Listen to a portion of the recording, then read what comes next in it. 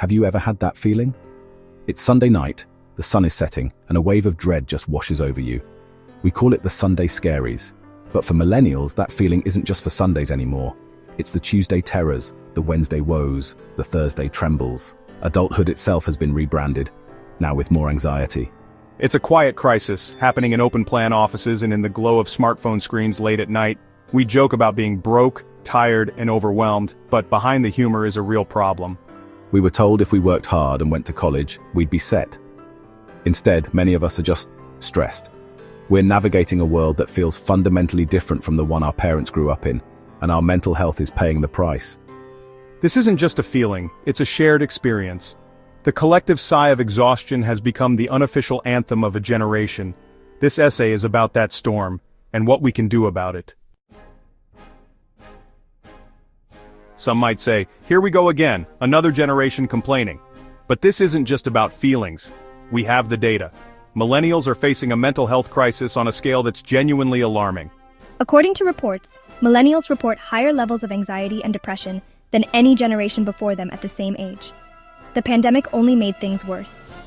The American Psychological Association found millennials are the most stressed out generation year after year.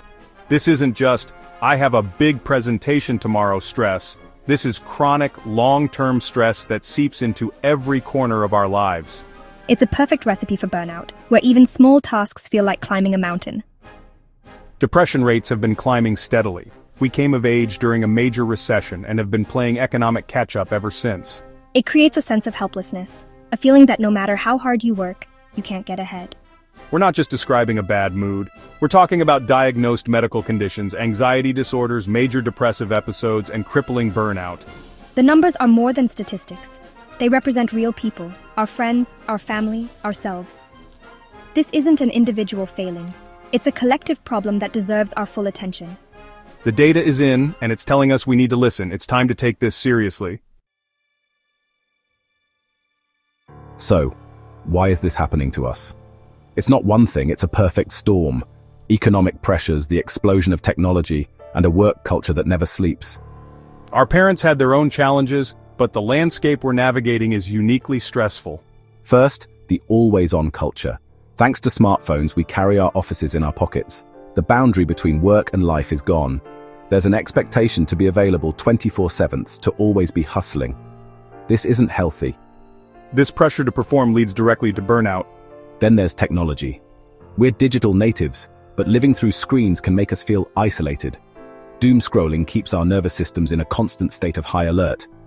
And finally, the pace of change. The world is changing faster than ever. Jobs, climate, politics. It's overwhelming. We're trying to plan for a future that feels unpredictable. All these factors combine to create a high-stress environment that's taking a serious toll on our mental well-being. It's no wonder we're struggling. Let's talk about money. Because you can't talk about millennial anxiety without talking about the economy. We're the generation of avocado toast, but the joke hides a painful reality. The truth is, giving up avocado toast wouldn't fix the massive financial hurdles we face. The biggest monster is student debt. We were told college was the golden ticket, so we went, and ended up with mountains of debt. This debt dictates our choices, delays milestones, and causes constant anxiety. On top of that, our earning power hasn't kept up. We entered the workforce during a recession with lower salaries and less job security. So we're earning less, living with more debt, and facing skyrocketing costs for everything. This financial precarity is a direct hit to our mental health. It's not about the toast. It's about a generation that followed the rules and still struggles for basic financial security. The stress is real, and it's not our fault. Now let's talk about the glowing rectangle in our pockets, the smartphone. For millennials, social media is where we live a big part of our lives. It connects us, but it also isolates us. The culture of comparison is brutal. Everyone's life looks perfect online, and it's impossible not to compare. This constant comparison triggers anxiety and depression, fueling a cycle of seeking validation that never satisfies. Then there's FOMO, the fear of missing out. We see what everyone's doing, and it makes us feel left out and lonely. We're more connected, yet more alone. The digital world simulates connection but can't replace real human interaction. And the relentless news cycle, doom scrolling, keeps us in a state of fight or flight. It floods us with stress and makes the world feel hopeless.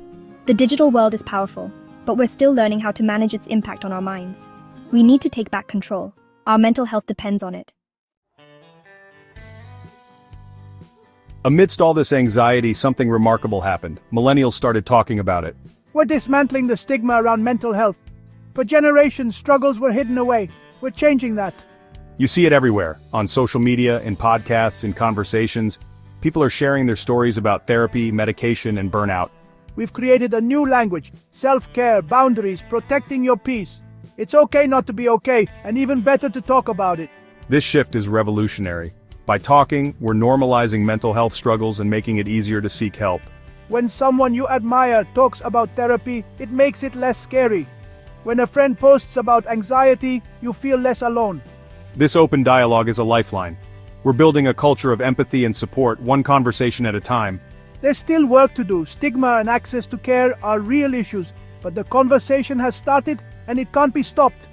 We're pushing back against the idea that mental health is separate from physical health. By breaking the silence, millennials are paving the way for future generations to treat mental well-being with the seriousness it deserves. We're changing the narrative, and that's powerful. The silence is broken. Even with all this openness, a nagging question remains. Is this just what being an adult feels like? We're told stress is part of success, that being busy is a badge of honor. Hustle culture glorifies burnout and makes us feel guilty for wanting rest. This guilt pushes us past our limits. We compare ourselves to previous generations and feel like we're failing. The internal pressure is just as damaging as the external. It tells us our pain isn't valid, that we should just be more resilient. This normalization of extreme stress is dangerous. It stops us from seeking help and makes us downplay our struggles. But here's the truth. It's not normal to feel constantly on the verge of collapse. Chronic anxiety and burnout are serious health issues. We need to reject the idea that our worth is tied to productivity. Rest is not weakness. Give yourself permission to feel what you feel without judgment or guilt. Recognizing our struggle is real and valid is the first step toward healing. It's not a personal failure, it's a human response to an unsustainable system. We've established the problem. What do we do now? Just accept our fate? Absolutely not. There are practical steps we can take, both individually and as a community, to build a healthier adulthood. Start by continuing the conversation. Talk to friends, family, or a partner. You're not alone. Seek professional help if you can. Therapy is a proactive tool for everyone, a personal trainer for your mind. Set boundaries with work and technology. Turn off notifications, don't check work email on weekends, and say no when you need to. Curate your digital environment. Unfollow accounts that make you feel bad. Limit news exposure. Reclaim your time. Don't forget the basics: sleep, movement, and time in nature. Simple but powerful. But individual actions aren't enough. We need systemic change. Policies for student loan forgiveness, affordable housing, accessible mental health care, and real work-life balance. Support companies that prioritize employee well-being. Use your voice to demand a society that values people over profits. Our struggles are connected to a larger system. Changing that system is crucial. We can do this. Together. Every step counts. The future depends on it. Let's build it. Starting now. As we wrap up, remember this: you are not broken. Your feelings are a sign that something is wrong, not with you, but with the world we've been asked to navigate. The hustle culture, the debt, the social media pressure, these are systemic problems, not personal flaws. The most hopeful part? We are the generation finally saying it out loud. We are challenging the status quo and demanding a better way.